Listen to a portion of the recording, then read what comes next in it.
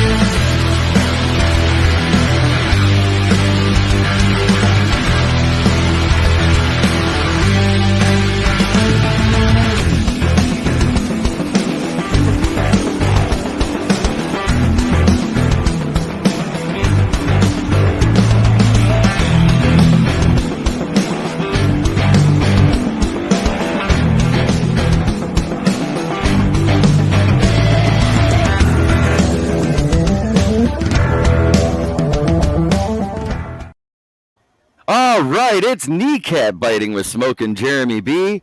This is my NFC South review.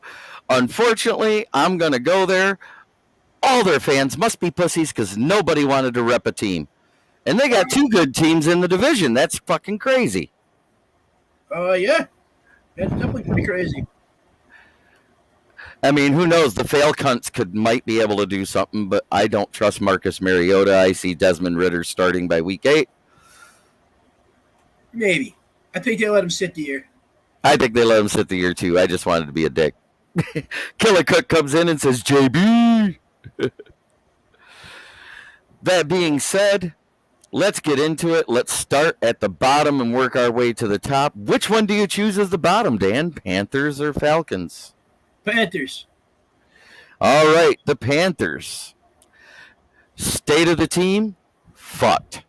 Yes. They got Sam Darnold at quarterback. They got the oft-injured Christian McCaffrey still running the ball. They couldn't move him this year. And probably because he's oft-injured. Their wide receiver room, and he has that fat contract.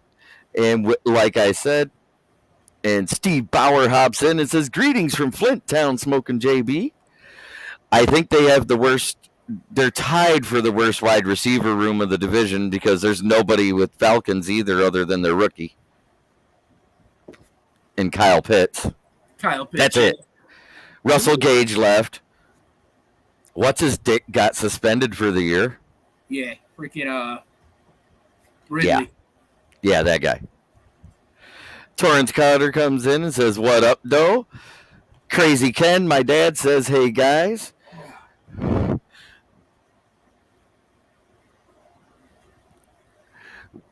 Before anything gets started or said, no personal attacks to me or any of my guests. I don't want to hear any of it tonight. You will be booted from watching the show.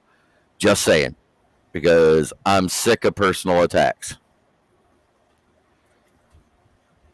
Business is business. Dan Leonard is a fellow podcaster, and he's also a sponsor. Mad Labs Custom Creations, as you can see his logo there behind him.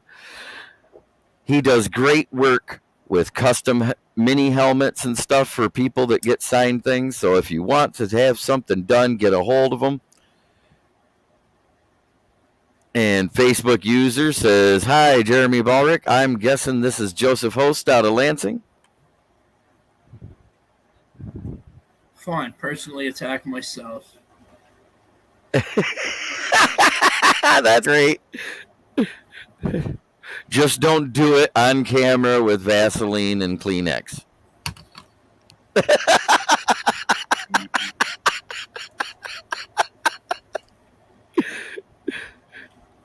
I am priests and old ladies not friendly show. Yeah, me neither. I don't give a shit, man. Shit, personal attacks, I can go for them too because I'm all hyped up on Mountain Dew. Keegan Eckert comes in and says, JB, what's up, my man? My dad asked if I got the AC hooked up yet. It is working phenomenal. Dana Cottrell comes in and goes, wow, LOL. A Facebook user says, I'm representing the Patriots in the live chat. Is this G-Dub? The guy that was on last week? Or is this Thomas Dowland? Because it says Facebook user.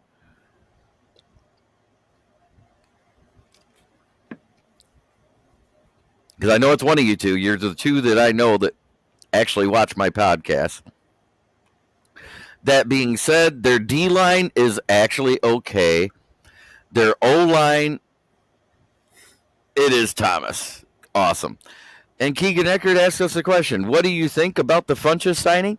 Well, after I get through with the NFC South, I am actually going to tackle that as well as a couple things I heard coming out of camp. We're going to get into the Lions stuff after. Right now, I'm trying to do my review of another division because I'm going division by division each week till the last week just before preseason. We cover the NFC North.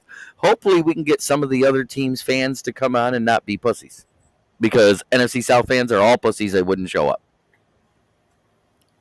Yes, sir. So far, do you disagree with anything I've said about the Panthers roster so far by position? No. The only thing good on the entire Panthers team to me is Christian McCaffrey. Christian McCaffrey, if he's healthy. That's it. Brian Burns, defensive end. Oh, yeah. He's good. I said they have an above-average D-line. They have an okay O-line. They just have a crappy quarterback. They have the worst quarterback in the division as a starter, and who knows what Matt Corral could be, or even if he'll be healthy. Hey, Crazy Ken. And Torrance D. Carter says Derek Brown. Yeah, he's good too. Derek Brown really underperformed last year, though. Yeah, he underwhelmed. I mean, he's good, but he needs to step his game up this year. But with the quarterbacks he had, oof. Scam Newton coming back, going, I'm back, baby, with a rushing touchdown, then disappears for the rest of the game. Yeah. That guy has scammed so many freaking teams out of money. It's not Scam fun. Newton. That's his name. Has been for 3 or 4 years. We should have drafted Derek Brown over Okuda. That's debatable. You got to remember, Derek Brown has Okuda has only played 10 games with Petrasha's coaching and 1 game with the new coaches. We don't know what he's going to be because he hasn't been developed yet because, let's face it, Petrasha's coaching staff couldn't develop a Polaroid picture. New or old. They'd forget to dip it in the lacquer in the old days and it would fade away to nothing. And the new ones, they'd shake it and all they'd get is a thumbprint because they got the thumb over the fucking lens. They're really good at shaking something else. He's 6'5" and 330. What do you want him to do? Sack the goddamn quarterback like you did in college. Right. He was a pass rusher in college. And that's why I didn't want him is because he takes plays off. McCaffrey is glass. He breaks easily. The most interesting thing on the Panthers is their defense and their quarterback situation. I agree. Like I said, if Matt Corral's healthy, he could be starting by week 3. That ain't a diss to Okuda, but Derek Brown should have been the pick. I still think he'll be okay here. All right. I'm sick of people dissing Okuda before he's actually even had a full season of development. Just saying. You kind of shit on him a little last year, too. Oh, yeah, I did. When he had the Achilles injury, I said if he loses a step, he'll be a safety. I said that. I stand by it. But he didn't lose a step. As a matter of fact, he was clocked faster. How do you do that? How do you heal like that? He's part Wolverine. That's it. Faster than normal healing powers. Okay, we'll go with that. The guy has been doing nothing but impressing the coaches with his work ethic and how he's absorbing the playbooks and how he's been working out. He hasn't been able to do the team activities yet because he's still rehabbing, but he has done individual workouts. So that's a good thing. Yes. That being said, their defensive backs for the Panthers, meh. Their linebackers are okay. Just okay. Their safeties? Nothing Nah. special. Yeah, nothing special. Kicker? I Always could live with or without him because I don't know who he is. Their punter doesn't average over 40 yards a punt net average, so he's kind of shapoo-poo. You know, a team with a bad quarterback like that should have a great punter. Yes. Just like a team with a quarterback with bad decision making should have had a great punter there last year. Oh, they did. The Lions? Yeah. And the 17 interceptions last year. Big Dan Davis, he backs up my statement. Jeff Okudah has the healing powers of Wolverine from X-Men. Damn impressive. I'm looking for Okudah to quite possibly have a breakout season. I would love it. I still think he's going to be my comeback player of the year for the team. Whether he's the comeback player of the year for the league remains to be seen. The only problem I see with that being with the league, that always goes to an offensive player because Almost always, but what if he does? Because he's going to be the 2 instead of the 1, which when he played the 2, when Asfont was still playing that year in 2020. Oh, Trufant, sorry. When Asfont was good for a period of time. He was good for 1 quarter. Then he was Asfont. Oh, I'm not talking about for the Lions. He sucked for the Lions. Yeah, he sucked major balls. He had 1 good quarter, and then he fell apart, and then he got hurt. Period. End of story. He was old. That's what happens. Yeah. And that's the only good thing about Okudah getting hurt when he did. He's young. He healed fast. Yep. Same with Cam Akers for the Rams. Who thought he was going to be back for the playoffs with an ACL tear? Nope, not me. Nobody did. He has healing powers like Wolverine too. Maybe he dated Rogue, got a kiss, and absorbed some of her powers. Come on, that was good. There's other things that could be said, but that's a little, we're not going there. Yeah.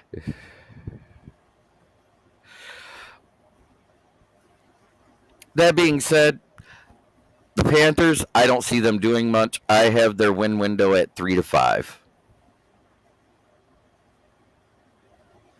Maybe 5-6, depending on that division there. Well, there's 2 teams at the top of the division, and I don't see them winning a game against them. That's Bucks and Saints. They might split with the Falcons. Maybe. I still don't trust the freaking Saints quarterback situation there, honestly.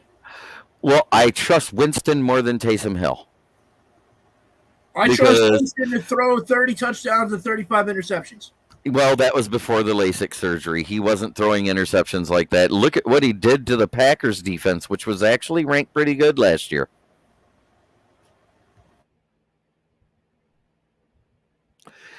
Now we're to the Falcons. Quarterback, meh. Stephen King comes in and says, "Good evening, guys." Running backs, meh. Cordell Patterson. He's the best part of it, but as a group, it's meh. Cordell Patterson with the ball 40 times a game. If they do that, they might win more than 2. I think they're going to win a few, actually. I have them at the 4-7 window is actually where I have them at. Mm-hmm. I said 3-5 because I don't see the Panthers doing crap and being at the top of the draft again next year and either getting Bryce Young or CJ Stroud. Don't mess up and take Spencer Rattler. And Eric Dalton pipes in, says, "Hey guys, good to see Eric." What's up, Eric? John Robinson says, "I'm late, but here, Smokin' Jay. Good to see you, John Robinson. Love seeing you guys all in. I love the fact that I got 7 on YouTube and 4 on the Kneecap Biters page. You guys rep me all the time, and I love it. Wide receivers. Yes, I think Corral is going to be their future QB. I like Matt Corral. I think he could be the future if he could control his alcoholism. I was at this game. My dad was talking about he was playing softball. I know I lost a step when I tore my hamstring completely away from the bone. After that, the 18-year-old could beat me, but he was 41 at the time. I was there. I saw that happen. He was running to second base. All of a sudden, you just seen him go down I'll in a be clump. back in 2 seconds. Yeah, no problem, Dan. Wide receivers, they got possibly one of the better wide receivers. LOL, I am in Facebook jail. Apparently, it's bad to say you'd kill an animal killer abuser. I don't think it's bad. I just think people are too soft, but that's another story. John Robinson gave an LOL. Wide receiver, they got Drake London. Then at tight end room, they got Kyle Pitts. After that, it's all meh. Do you agree with that? Completely. Offensive line, it's slightly better than the Panthers, but it's not better than the Saints or Bucks. Who do the Saints have as their left tackle now that Armstead left? They drafted a kid.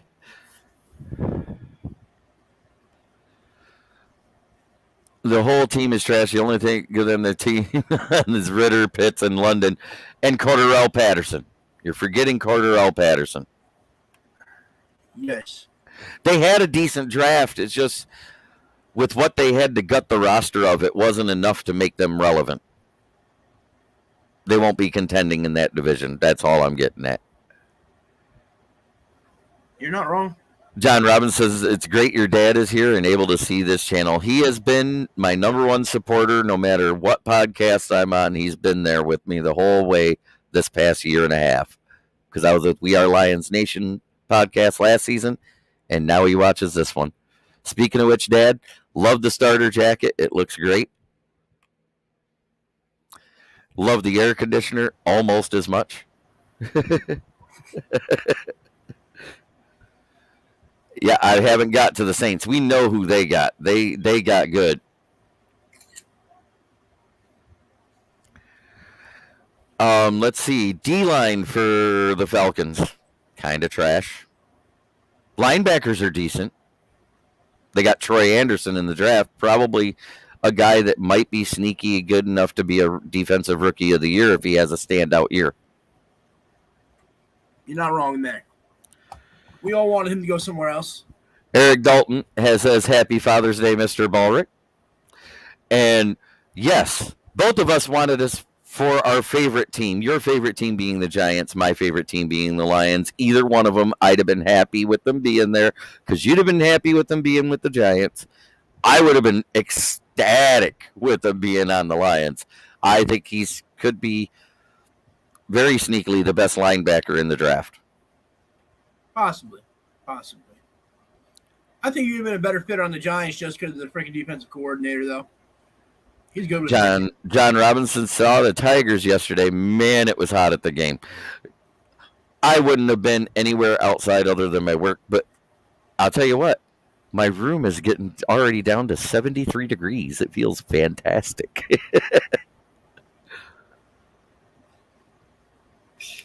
They got that guy LB we wanted from the Jags, too. Yeah, they got him, too. That being said, their defensive backs, they got a rookie. Marshawn Lattimore. Marcus May. For the Falcons? Oh, I thought you were talking to Saints. Haven't got to the Saints yet. They're next. Oh, the Falcons, they suck. Yeah, hey, they're kind of shapoopoo. For lack of a better word, I don't know how else to describe it. Eric Dalton says moving Julian Acquara to OLB may be a giant move. He actually played there. Isn't it funny? I'll be 73 next month, and everyone older than me is in Congress. That's great, Dad. Dan, do you think Dabble can get anything out of Daniel Jones? Question directed to you. Yes, I absolutely 100% do. If you remember when Josh Allen came into the league his first year without him, he was horrible. He just had a strong arm. He had bad mechanics and bad decision making. Brian DeBall came in there. He got him put onto the freaking laser, got his arms, his shoulder, his hips, everything in line. He thrown 15 freaking yards deeper and was more accurate. Still throws a lot of picks, though. He throws the ball a lot. Mm-hmm. He has to because they don't have a running game. Maybe that'll change this year. Exactly. And I think having a coach that's more creative offensively is going to help Daniel Jones a lot, too. It's not now we're on to the Saints, starting with the QB room. Unfortunately, the division is so bad at QB, they have the second best QB of the division with Jameis Winston as their starter.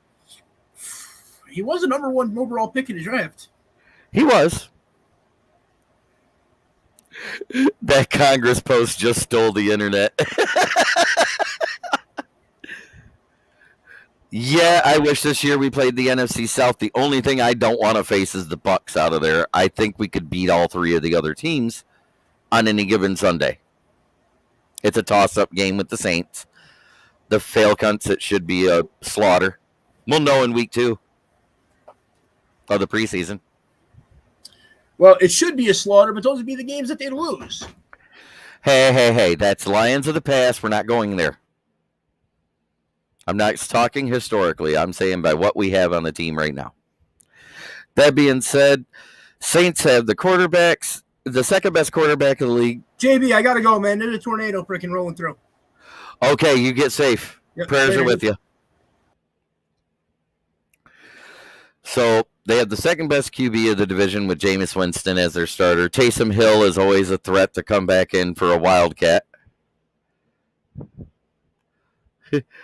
True story. Patricia on his leg stroller was an inspiration for the Q line.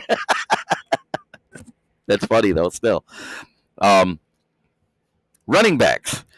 If they had Alvin Kamara starting, it would be fantastic. But more than likely, he'll be done for the season after his bonehead move and getting that aggravated assault charge, which is a felony. I don't think he plays it down the season. Maybe if he does, it'll be halfway through the year. Mark Ingram is the backup, which the last time he was a backup, they were pretty good, but that was with Drew Brees. And he was a starter back then. Mark Ingram was younger and a little quicker and hit the hole with a lot more power.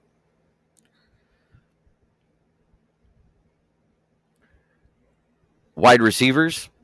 Their wide receiver room is actually sneakily good. They got slant boy Michael Thomas. They got Jarvis Landry. They drafted a guy. They actually look pretty good. Logan Erickson pipes in and says, "What's up, Smokin'Jeremy B?" Talking about the NFC South and the New Orleans Saints at the moment.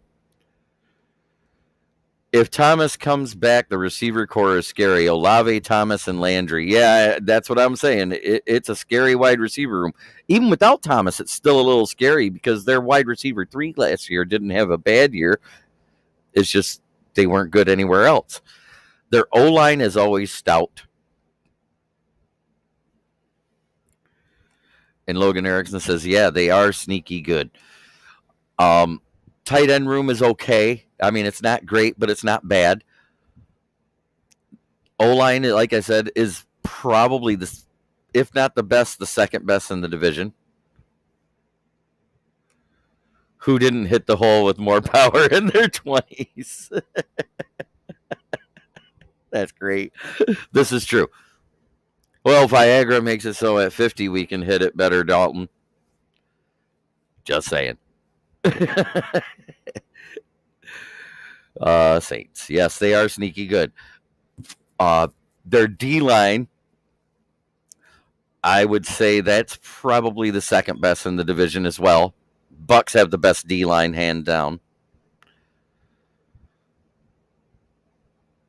Linebackers, they're actually decent there. They picked one up in the draft. They signed a couple guys, but they lost a couple guys too, so it's kind of a up and down. But as long as they, who is that? Cameron Jordan on the D-line, they're nasty.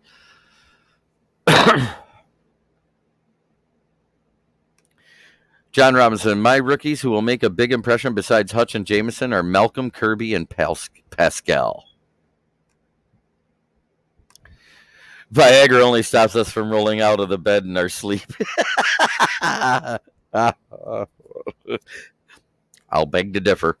But anyways, their defensive backs are actually very good. I think they have the better defensive back room myself. Now we're on to what possibly, and I have their window of wins 7-10 right now for the Saints. Now it's on to the tough one, the Bucks. Win window 10-13. Yes, their safeties and corners are great. Yes. My dad says, "Shoot, if it wasn't for peeing, I'd forget I even had the damn thing." Just saying, Dad. Oh, you're killing it tonight. That is great. It's bad, but it's great at the same time. Bucks, best quarterback in the division, hands down. Running backs, they're actually pretty good. Wide receiver room, they're either first or second. They still got Thomas, Godwin, and insert anybody else. John Robbins says, Dad's on a roll. Eric Dalton says, LOL at Dad.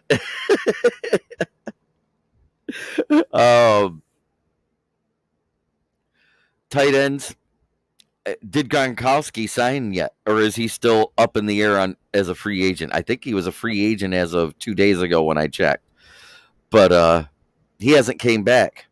So, I mean, the other guy's pretty good who did well when Gronk was injured, but Gronk is a difference maker for Tom Brady when he's in on the playoffs. So, O-line, fantastic. D-line, pretty damn good. Linebackers, best in the division. Defensive backs, I have them as second best. I think the Saints have the best secondary. They have the second best secondary. Good thing for them they didn't re-sign Richard Sherman because I just think he's lost it in his age. Bucks are going to pull more moves, pull Rams a la last year. Yeah, I say they are too.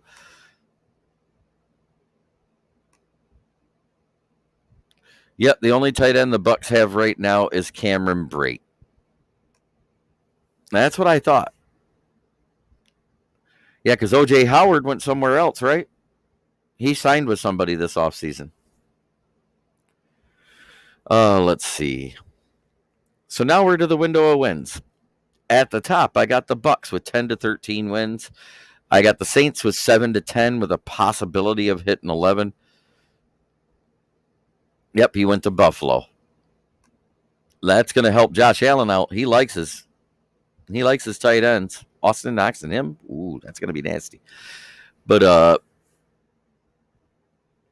Bucks, like I said, 10-13.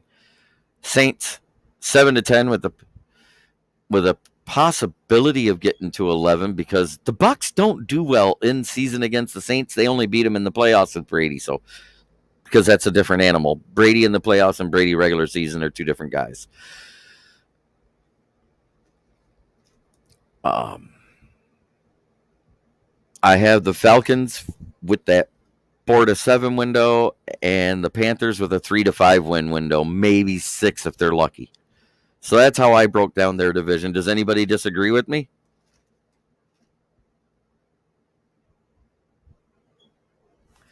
Because Sam Darnold's trash. Marcus Mariota is slightly better than trash because of his athleticism. If Darnold had athleticism, I'd move him above, right there with Mariota, but he's not. He's just trash.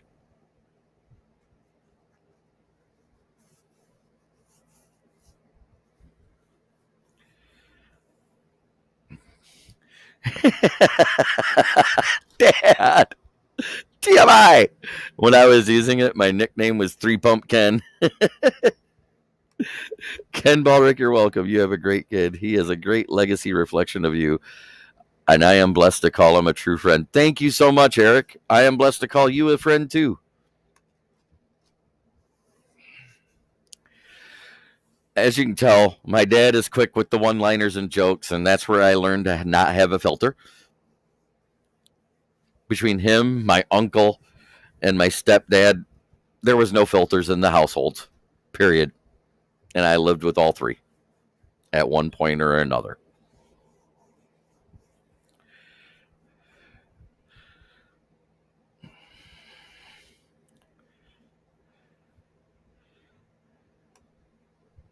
Thanks, Jeremy, from Eric. Keegan Ecker says that the Falcons start Mariota, they have Ritter if he shows out in pain. Yep, absolutely. I think they're going to let Mariota start and see if he falls apart.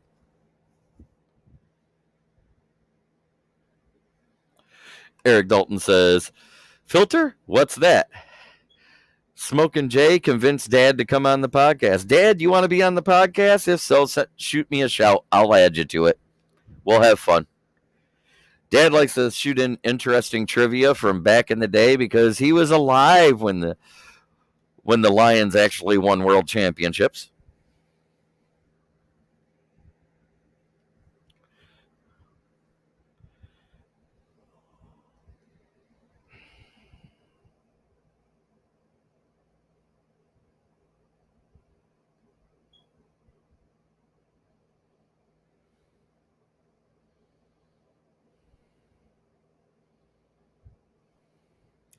Oh, my dad always told me that a quarter inch less and I'd have been a girl. Hey, I think you said that to me once before, Dad.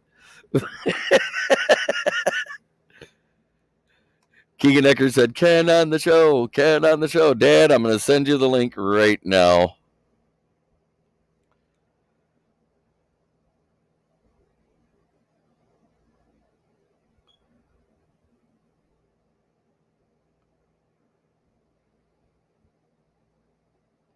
As soon as I get to the last time I talked to you, there it was at 11:30 this morning. Dad, you've been requested. Be a part of the podcast. Come on in. I gave you a headset, so that'll help you with your sound.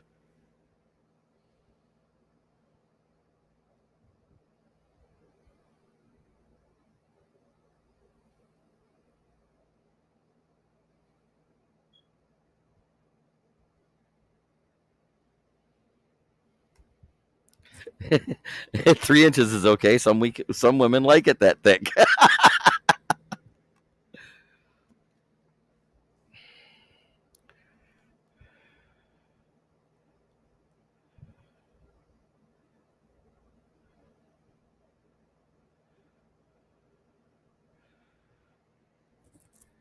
So let's see if he joins.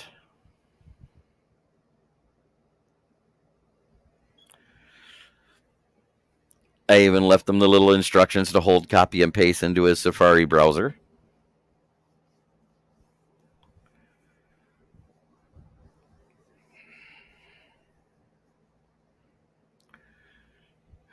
John Robinson says, we want Dad.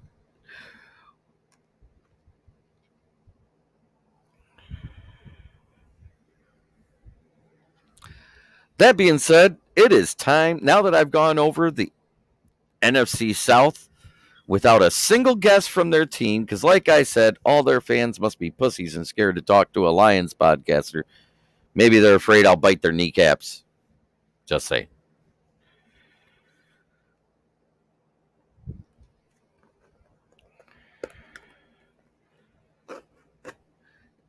Yes, it would be special for Father's Day. Seeing as how I just saw him at 6:43 was when I started getting ready to leave his house. I drove from Birch Run to Bay City and made it in time to do the podcast. I think that's pretty good timing with having to put an air conditioner in the window to make it bearable in here, and it's fantastic.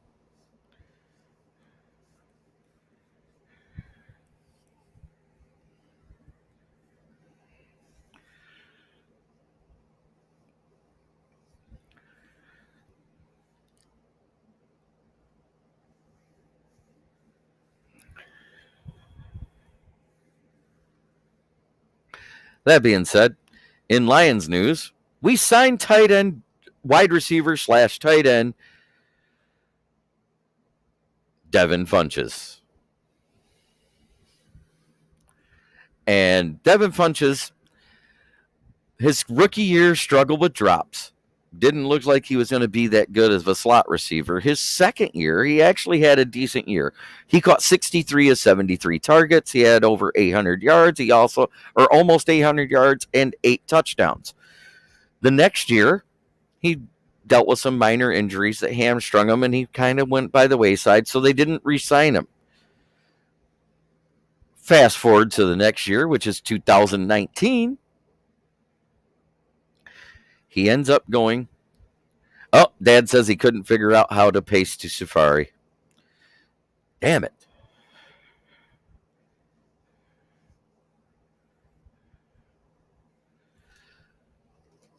Dad, we will get you on next time. Maybe I'll stop on my way down to see Danielle Saturday night, and we'll do a podcast from your shed together.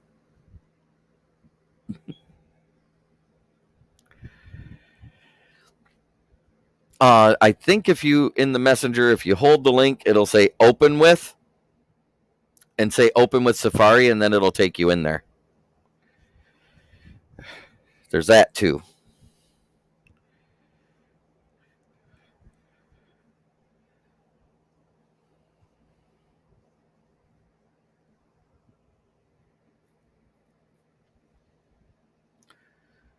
Because when you get to the browser search window, you have to hold it down until it comes up and then hit paste, Dad. Looks like low risk signing, but possibly be rewarding. Well, you know. Yeah, his drops were mostly his rookie season when I looked at it, because he only had 4 targets at Indy with his 3 catches. And it wasn't a drop, but he got hurt. And that was when he suffered that ACL. He opted out in 2020 due to COVID. In 2021, he was on San Francisco's practice squad. Dad says, I will join your next podcast.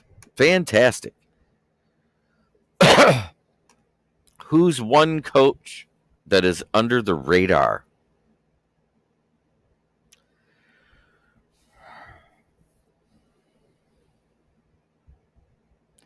Well, gosh, that's hard to say. These new coaches, I don't know who's going to be good or bad. You know, the new coaches in the NFL. I think Dan Campbell's getting a lot of notoriety lately in the NFL. I mean, he's even gotten decent odds to get Coach of the Year this year, which would be fantastic.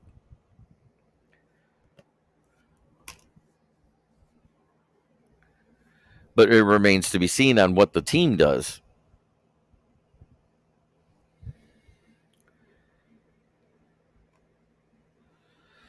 Funches had bad luck. Indy was in turmoil. Yes, he was. Yes, it was that year. 2019 was a bad year for that whole team. John Robinson says, Brian Dukes is my choice. Who's he coaching for?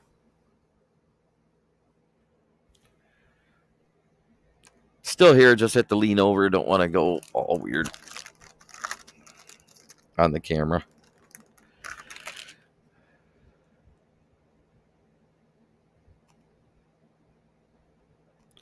He got Pleasant.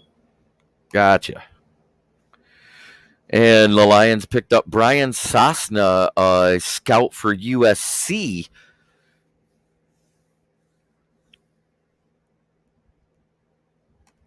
Yes, the man cave. We will do the show live from the man cave.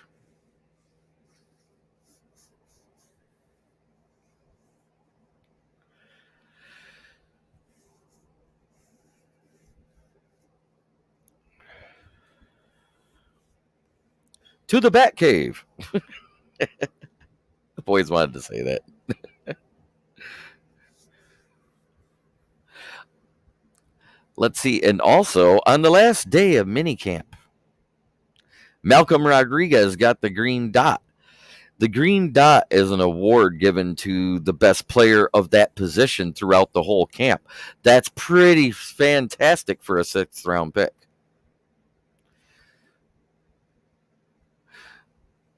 Yeah, exactly. Duker. Oh, man.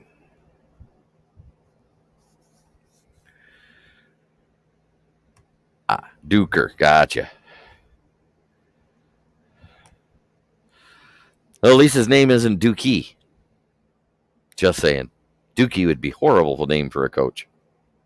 Who's your coach? I got Coach Dookie.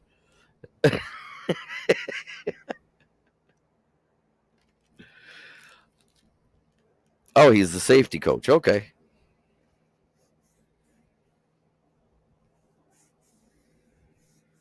Oh, man. What a day.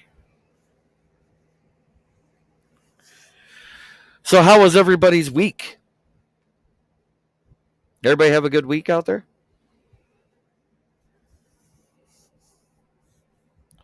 Yeah, that Southna snag was huge because he was touted to be the next athletic director for USC. I think that was a big snipe.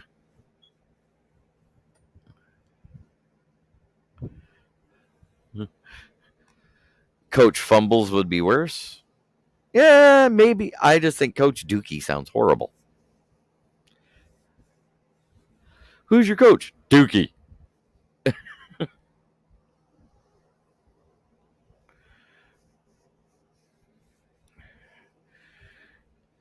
Now, does he convince Pleasant to take Will Harris? Okay. Oh, okay. He's a win in my book. He recognized that guy's not a safety. Because Will Harris did do better. I'm not saying it was great, but he did do better as a cornerback last year.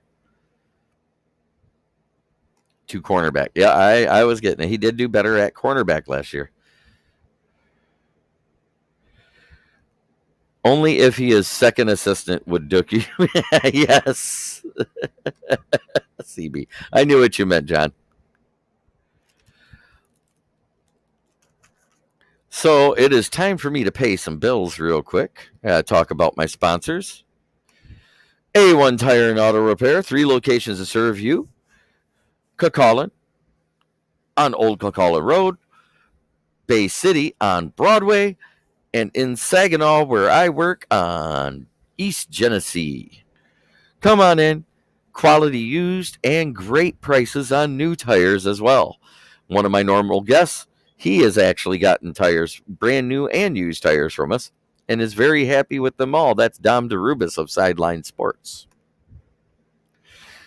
And also, of course, let's talk about Mad Lab Custom Creations. Custom paint jobs for your mini helmets that to be either prior to or after signing, because he has a technique that works. I hope that Dan Leonard's okay with the tornado warning that happened there where he's at in Philadelphia. Prayers to him and his family.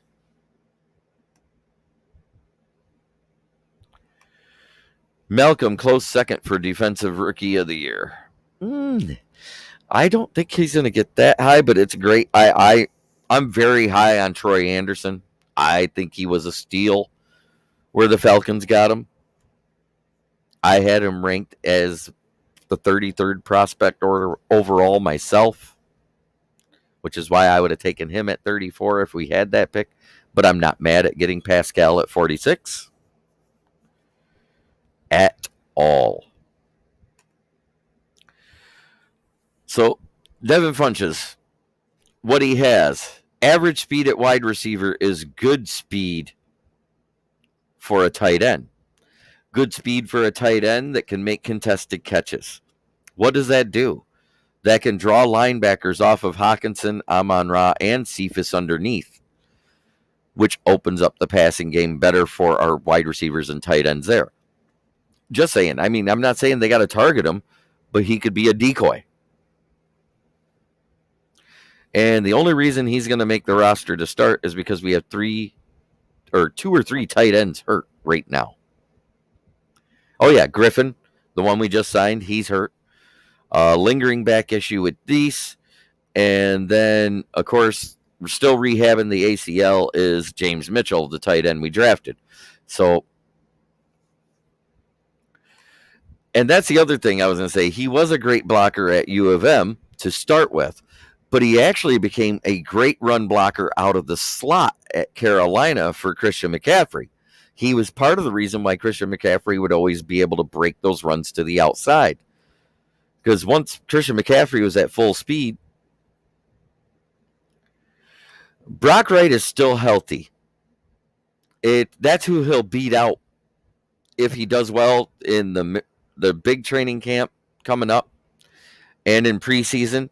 He could beat out Brock Wright to be the tight end 2 until everybody gets back healthy.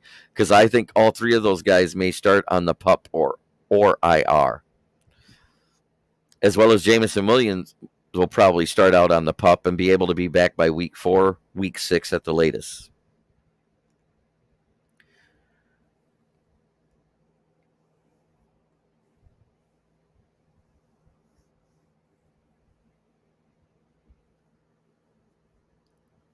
Well, what do you guys think about the Malcolm Rodriguez thing? He beat out. Yeah, that's where I have him at. Is probably tight end 3 to start in the preseason. But if he does better than Brock Wright, he'll move up to the tight end 2, which is technically tight end 3 when any of those guys get back. And if all of them come back at the same time, it's practice squad, in my opinion, unless he's showing out.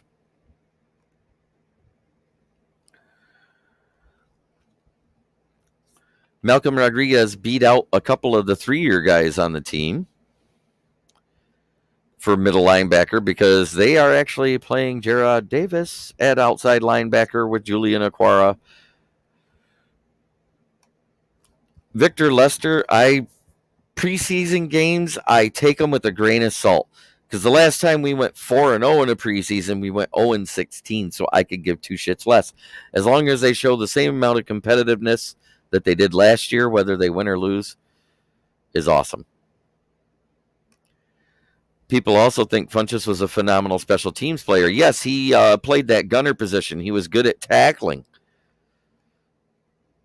And Stephen King says, great to see that from Malcolm.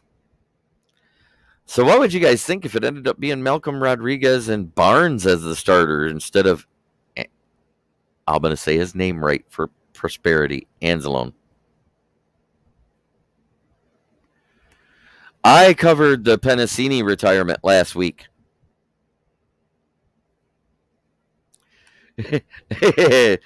Yeah, I am not surprised at all. Malcolm has a nose for the ball. John Penasini retired due to complications from having the softball size calcium deposits removed from each shoulder blade from injuries he suffered during the 2020 season under Petrasha. So therefore,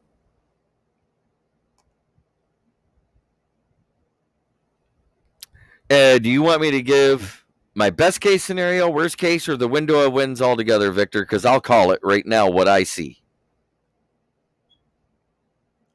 Yeah, Buccaneers are going to be on top of that division 100%. I believe that's Thomas Dowling still talking.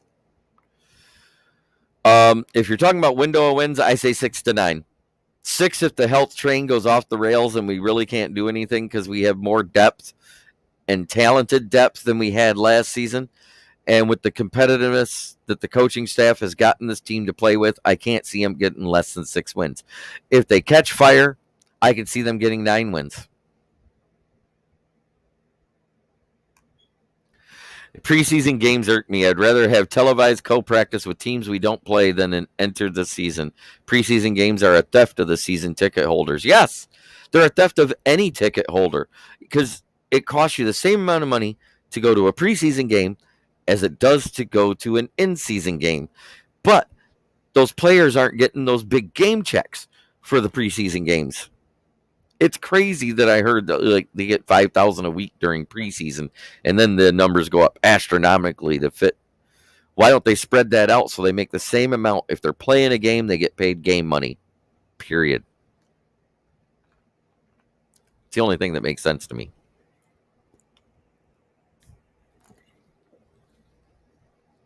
Because of 3 preseason games and the regular games, you're talking about 20 games. Make it to the playoffs, it's a minimum of 21, possibly 22. possibly 23, and then finally 24 is the most amount of games you could play.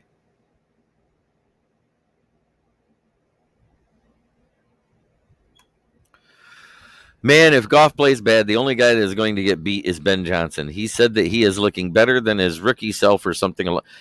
He said he's looking better than he did his 2018 season, to be precise, which was the first year under McVay, but his second year in the league. And Eric Dalton says, yep, if you get hurt in a preseason game, you are done. Absolutely. And John Robinson says, Goff is going to ball out playing for a coach who is a positive influence on him. Imagine how we will work better with a good boss compared to a jerk like McVay. Oh, yeah. I knew what you meant by that. Beat, heat.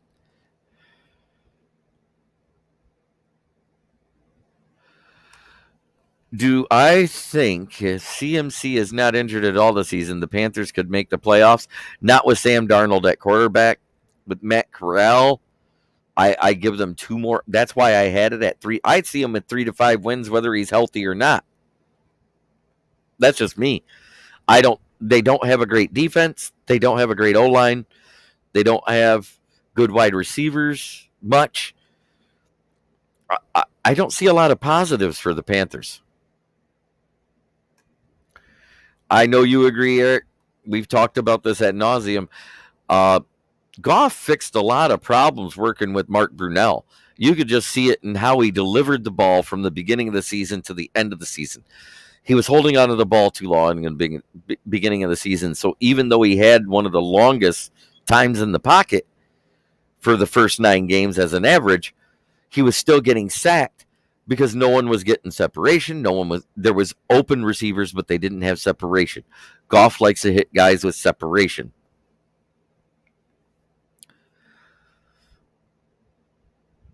And he says, thanks, Eric, from John Robinson. And John Martin says, I agree with John 100%.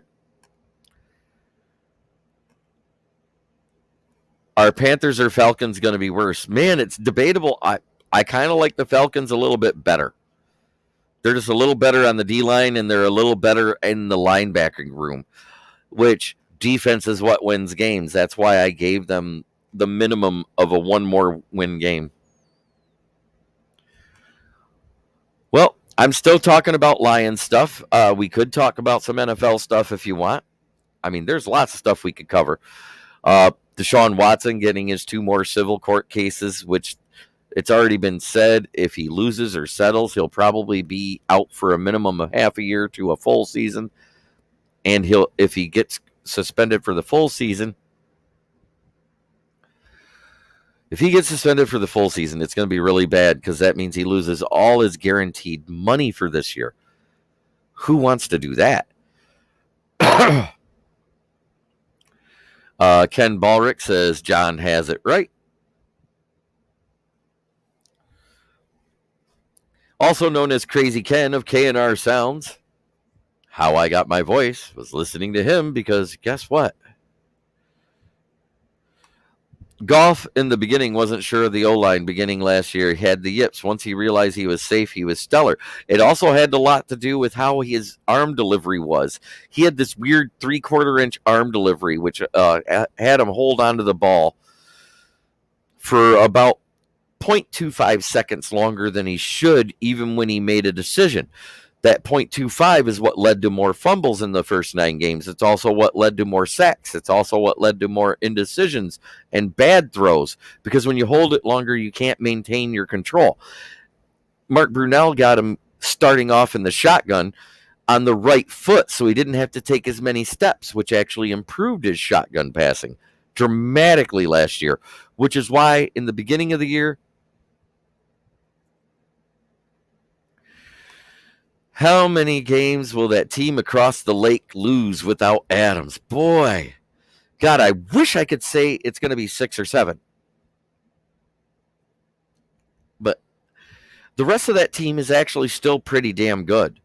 I mean, as much as you hate to say it, regular season Aaron Rodgers is one of the best quarterbacks in the league. We can't deny it, even though he's a freaking head case. Facebook user, this must be Thomas Allen. Do you think Swift is going to be a franchise running back? I don't think you will. You will see very many of the franchise running backs anymore. How many have lived up to that big contract for the second contract? Not many. So either that second contract is going to be less, which will make them a franchise running back.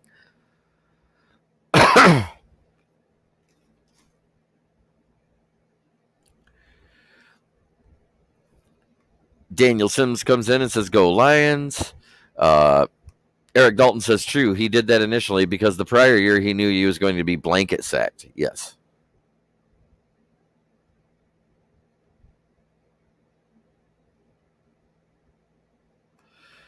All right, Dad. Thanks for tuning in. You know you're always welcome. Love you. The only thing I am thinking about is that the Panthers are still looking at Mayfield, but how good do you think Cleveland will be with or without Watson? Without Watson, it's not going to be good. With Watson, it could be great, but he's also had a year off. There's that rust that comes from sitting a year. No matter how much training you do, it is not the same as playing the game. Daniel Sims asks, do you like the signing of Funchess? I do, for the depth piece, because he could still play wide receiver. He's being moved to tight end right now. There's all sorts of things he could do. He was a willing blocker as a wide receiver at Carolina. His freshman year when he was a tight end at Michigan, he was very good in the run game. It's a nice problem to have when you got a guy that's versatile, just like this draft. Versatility is the key to this Lions offense and defense. Eric Dalton says running backs are a foregone era. Sad unless we have another Barry Sanders. Absolutely. What position will be the next mega contract across the league? It's already started. It's wide receiver. Christian Kirk, a slot receiver, got $18 million a year.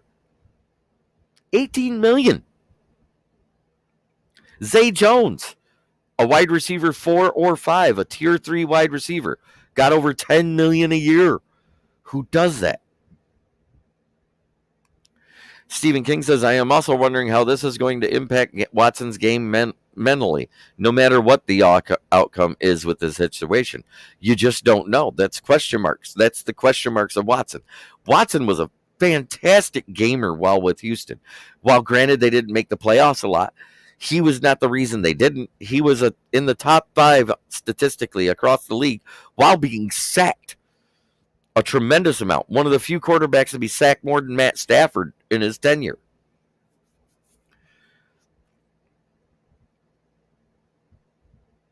And he didn't throw a lot of interceptions despite all that. So he has great decision making as well. After wide receiver, left tackle, QB, I meant. Do you think Pimpleton beats out Raymond for return duties? He could. I honestly believe he could. I want to see him in game.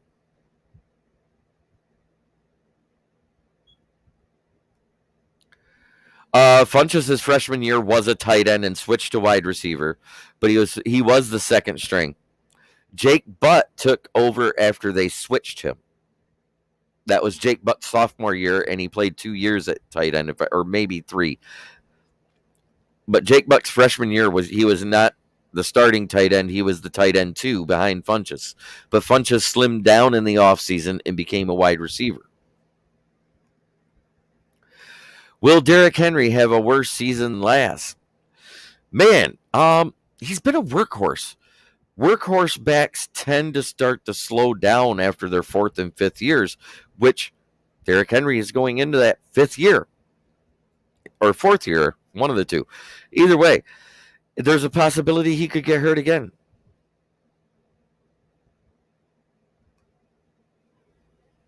Cleveland is going to be okay, just okay, if they treat Mayfield like a god and grovel. Yes, I agree. Because you remember, Devin Funchess has been in the league since 2016. Jake Butt was a 3-year starter, which would have been 17, 18, and drafted in 19. I'm thinking DT after Aaron Donald contract. Yeah, DN could do that. Can Jonathan Taylor lead the Colts to the playoffs? Well, now that they don't have the head case quarterback Wentz, possibly. Henry is in his 7th season. Okay, it just goes to show you I was off. I didn't know how long he'd been playing. Let's see. 7 seasons. He averaged 400 carries a year for 3 straight years? And that didn't include receiving. Jonathan Taylor can lead the Colts to the playoffs. They're sneakily the second, possibly the first best team in that division. But until they knock Tennessee off their pedestal, it's Tennessee, Colts, and then I think I have Jags slightly above the Texans because that roster is atrocious. Raymond is actually okay at kick returning, but at punt returning, he's ass. I hated the way he would kneel down and catch the ball on the ground, which led to a couple of muff punts returns, if I remember right. I always hated that about him. In punt returning, he was awful. Kick returning, I was actually fine with him. Eric Sean says, be right back.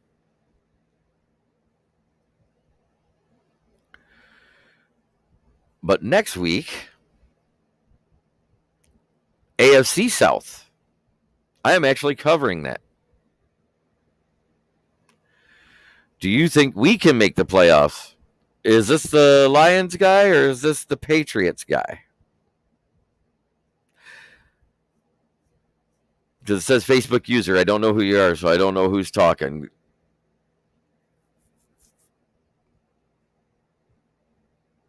If you're talking Lions, they have an outside shot to make the playoffs. Let's say they do everything right. They stay healthy. They get their 8 wins or 9 wins even, and they go Daniel Sims, Patriots. Patriots, I do think they make the playoffs. I think they will get in as a wild card, though. I have their window of wins at 7-10. That roster lost some in the secondary and on defense and gained some in the draft. Little Jordan Humphreys is not that guy, unfortunately, and I saw that they acquired him, but he's good, but not great. I don't know what to say about the Patriots. It's like they can't draft a good wide receiver, but they could take weird picks for the O-line and D-line and have them come out smelling like roses. Cole Strange. Who knew that was coming?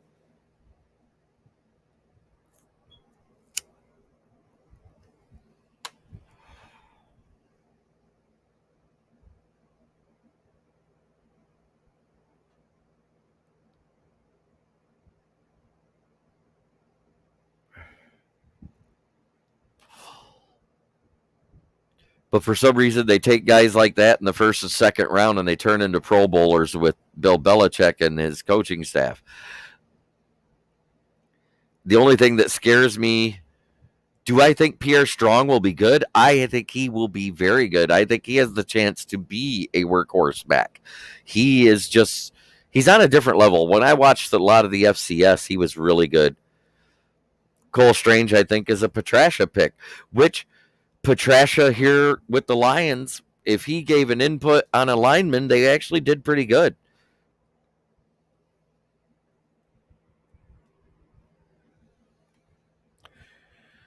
Again, if you see that at the bottom, currently we have 113 subscribers. Subscribe, like, and share, please. I am growing. We grew another 4 since last weekend when I talked to you guys. The amount of growth has been great. I love it. Keegan Eckert. Patriots are a downfall waiting to happen soon. Belichick will either retire or leave and go to a different team, but I doubt that. I think he'll retire. You're right. And you also got 2 smaller cornerbacks. But they're fast, but that doesn't mean they'll be great because we've seen small and fast fail in the NFL because they don't do well in zone. They do better in man coverage, and I see a zone blitz type of thing with you guys, and you guys do some man zone to also. So it's kind of weird. It's a weird place for Patriots fans right now, and I get that.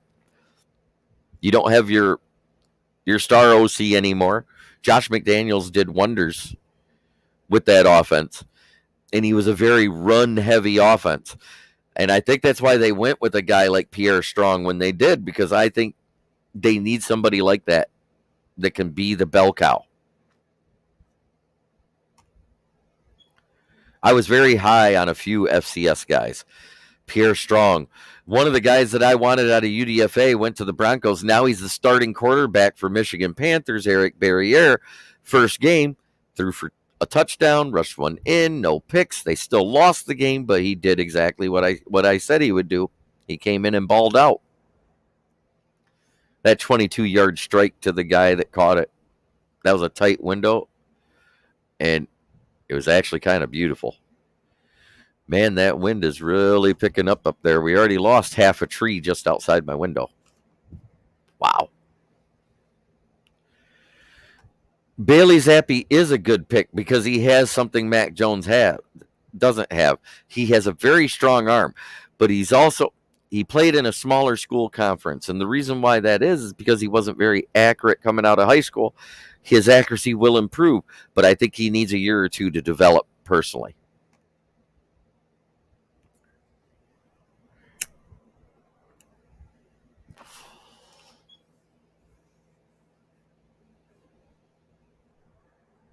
And he's also more athletic than Mac Jones. So you may see him come in a wildcat, maybe in a 3rd and long when you guys need a deep pass, because do you think we will trade Harris? You must be talking about Damian Harris, the running back, right?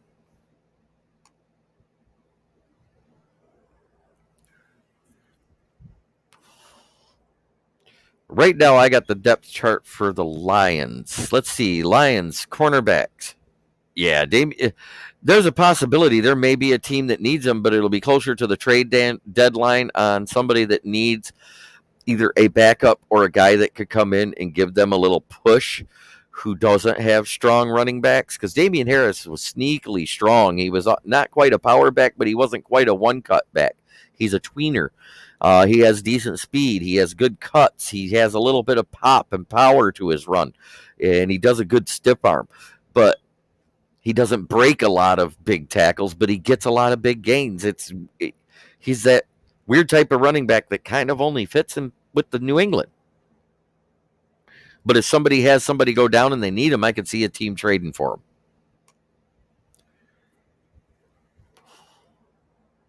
Hell, trade him to the Rams. They love giving up draft capital for people.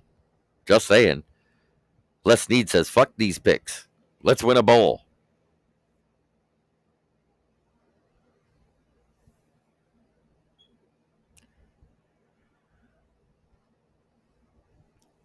I have the Patriots in that 7 to 10 win window, which anything 9 or more is going to get you into the playoffs. It's just going to be tight in the AFC because so many teams are good. Particularly, the AFC West is probably the strongest conference of the division, followed up by the NFC North and AFC North and the AFC East, because both of those have 2 teams that could make the playoffs, depending on what happens in the AFC West. I think 3 teams make it out of the West.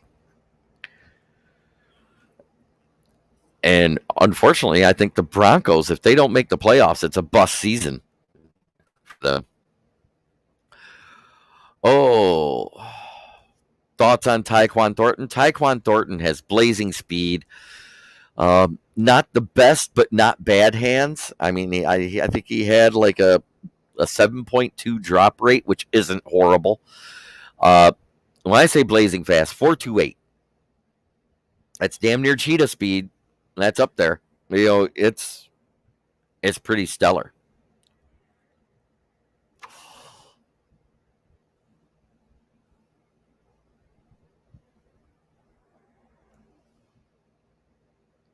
The only thing Stephen King asks, who do you think is the worst of the best when it comes to the AFC West? I think it's the Broncos. Cortland Sutton's got trouble.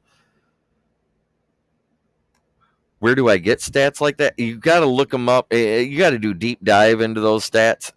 Tyquan Thornton was one of those track stars that went to Baylor and just was super fast. I mean, he's just great. The worst drop rate of all the wide receivers taken in the 2022 draft belongs to dun dun dun Christian Watson at 12.7. Tyquan Thornton was the next one down at 7.2, and it got progressively better after that. Lowest drop rate? Anyone? It's a tie by 2 players. Both.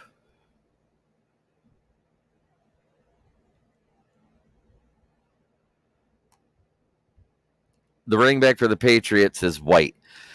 The only good players they have is White, Jones, and I don't even know their tight end anymore. I bet it's your guys. Jamison Williams was one, and Drake London was the other. They tied with a 0.5% drop rate. Both of them only dropped 2 passes the entire season.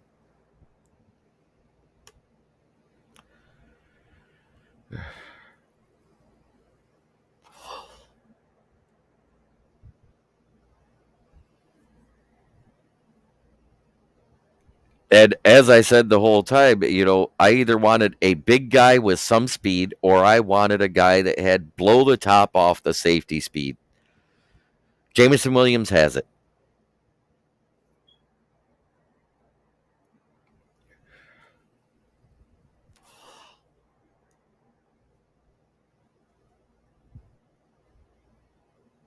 The best place for cornerback coverage stats, if you're looking for NFL corners, it is Next Gen Stats on NFL.com. They have great charts and everything else. They give the QBR against the whole 9 yards. J.C. Jackson. There was one other one, and Amani Oruwariye ended up 7th in the league. J.C. Jackson had Daniel Sims says, J-Mo about to be a superstar. Superstar. I always think of that damn SNL skit.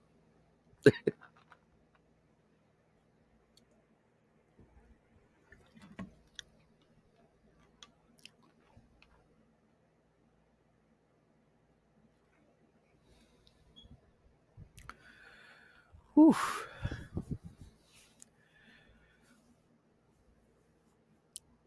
So come on and hit me. What is it? Ask the host. Anything you guys want. I'll give my opinion. Take it with a grain of salt. I'm not always right.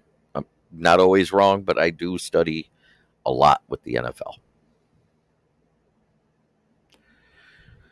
I like being able to talk about other teams because it's always good to know your enemy. That's why I don't mind talking about the Patriots. I don't mind talking about the other divisions.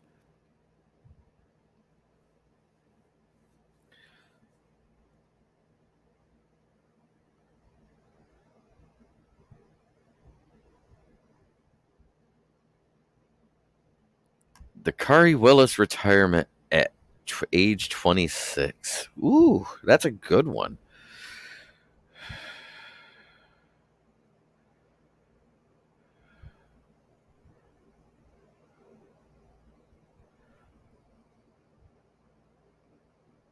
I got to look it up because I didn't know about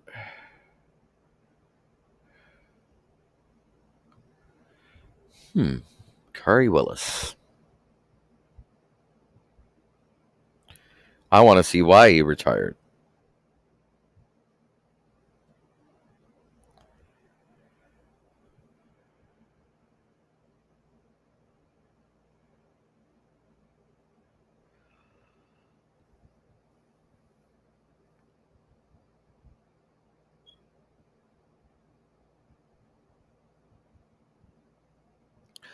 He actually retired to pursue a career in the ministry.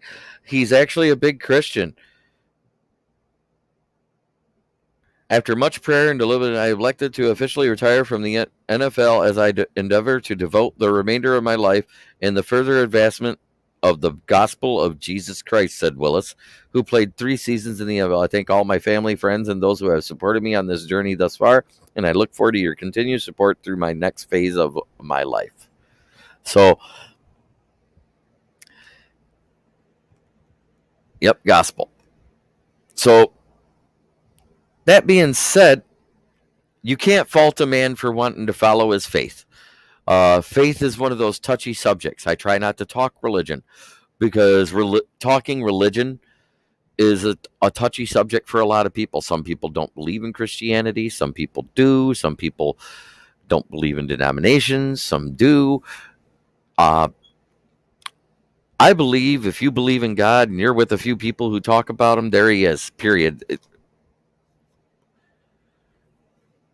In all of the religions, whether you're talking all of them, they promote peace, but the people that follow them don't always promote peace, and that bothers me. I'm big about the peace. It's funny that there's only 28 blessings and 376 curses in the Bible.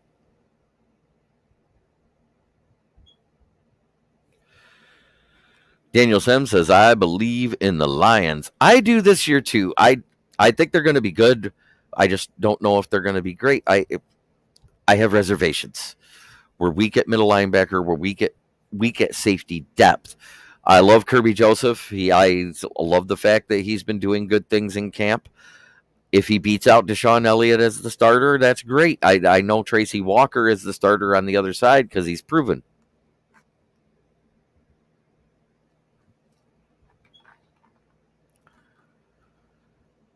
But that being said, if we do that 4-2-5, you can run a 3 safety set using 2 corners, or you could run it with 2 safeties and 3 corners, or you could switch out one of the linebackers in the middle and switch it with a safety that can do both the linebacker safety role.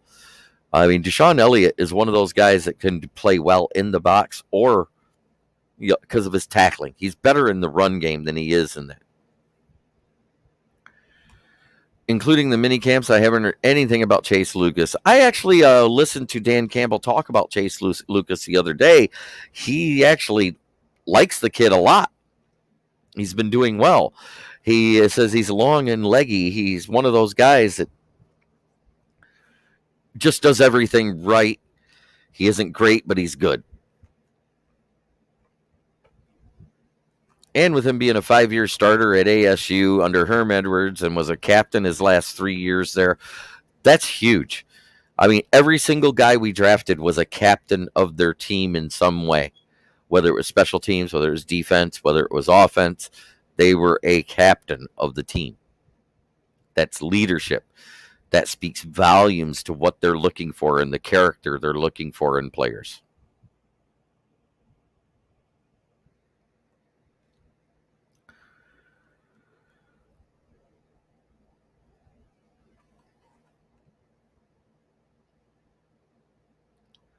Let's talk about the 3 big retirements last week. Cleveland Browns got an issue with their O-line. Alex Mack retired. That's huge. Ryan Fitztragic if you think about him as a starter, but as a backup, he was Fitzmagic. I mean, that was the nickname given because he'd come in and bail out a team that was struggling with their starter, and their starter goes down, and all of a sudden, boom, they do good.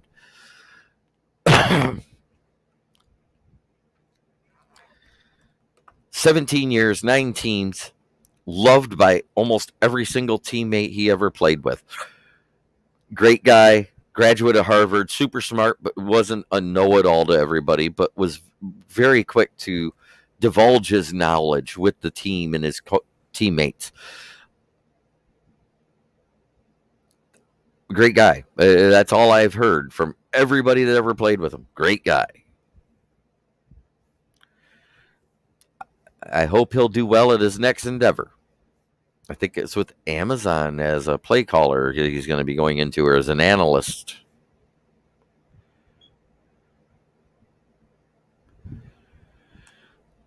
Stephen King says knew about Fitzmagic retirement, but didn't know about Mack. Yeah, Alex Mack retired last week.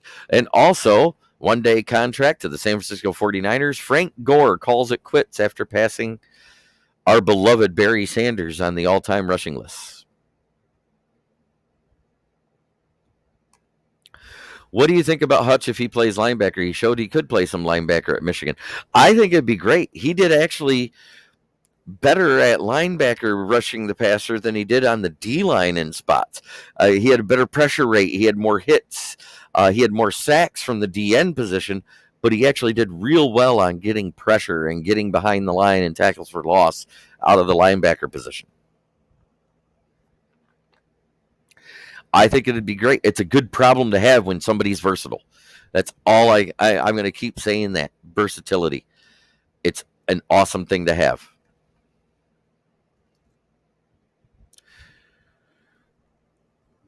So that's the big retirements. So that's 4 with Kari Willis.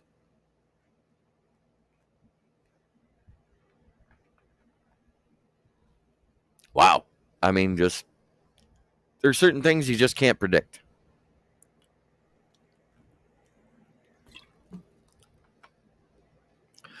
And then the 2 retirements for the Detroit Lions. John Pennicini, due to injury rehab, couldn't do it. Lions only draft Swiss Army knives now, pretty much. I mean, everybody we drafted are versatile. They played in multiple positions on their teams that they came out of college. Jamison Williams, wide receiver, kick returner. And as a kick returner, he was electric. 1 out of every 5 kick returns he did, he took it to the house. That's why Dave Phipp was turning Brad Holmes and Dan Campbell onto him a month before the combine. And Stephen King says versatility is playing a bigger role in football these days and even baseball too. Absolutely. Look at Shohei Ohtani and a couple others out there. It's been amazing what they've been doing.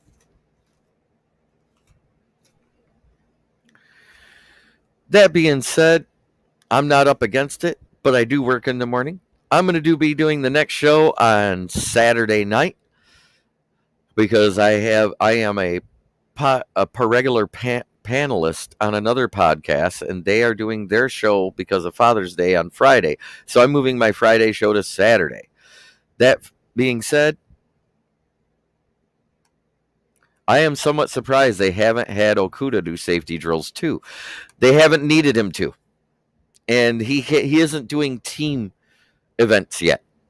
He's still doing just the individual rehab practice, but they've been working on him at corner because that's what he is. Because he hasn't been developed at corner. He's only played 11 games. He hasn't even played a full season. Give the guy a chance. That's all I got to say.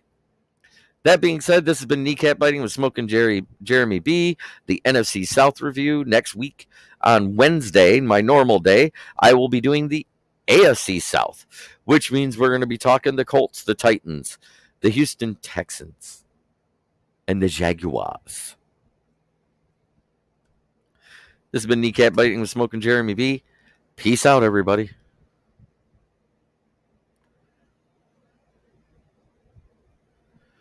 No, we re-signed Blau and Boyle, and it looks like Blau is winning the job. Thank God, because Tim Boyle couldn't throw a football to pop a pimple on my ass.